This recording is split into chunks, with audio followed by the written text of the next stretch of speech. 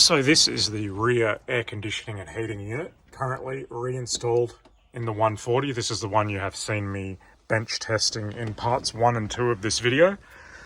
We have shown that the fan works perfectly. I've also shown that this rear control unit works perfectly. We've now installed a brand new evaporator coil in this unit because it was leaking terribly, and it had the most offensive odor I'd ever experienced in my life. It was like gagging stench. We've applied new foam to the sides of it. We've reinstalled the original stainless steel mesh on the new genuine MB evaporator. We've reinstalled the original heater core because that was perfect. It's got all new O-rings on the heater core and new O-rings on the evap coil. And I'll just give a demonstration of this unit before it goes back together. Turn the key position 2 on. If you're ever testing one of these, this appears to be the normal behavior. There is a delay on that front unit starting up, so the rear is prohibited from operating until the front one is ready. As you can see, I have fan control at the rear.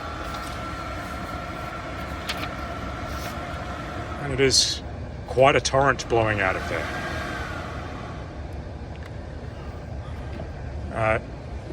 I've turned it off. So that's the blower motor there. It's got like a soft start.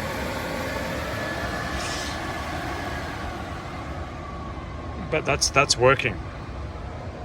Other things of interest in this system, you can turn it off. There's actually refrigerant control valves in the front left fender well that cut refrigerant flow to this rear unit when it's not in use. And there's a second duo valve in the right fender and auxiliary water pump. So this thing is like its own completely self-contained unit, and you have your own left and right temperature controls in the rear and 2 temperature sensors for the outlets. So it actually maintains that temperature, and 1 core temperature sensor. Of interest, there is this outlet into the rear here, which I have not established where the hell that goes.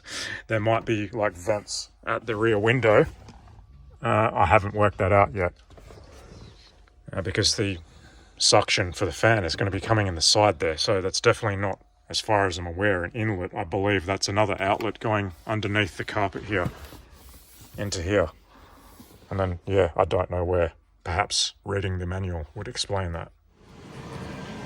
And just if you're interested, that's the additional duo valve and auxiliary pump for that rear unit, and I have got it on full hot, and that is running. So we have a fully operational system. We just need to get some coolant in this car and test it out properly. After the harness. After the harness. That's currently getting changed. Tim is on that duty. I didn't really want to break anything. So I guess we'll come back when it's back together.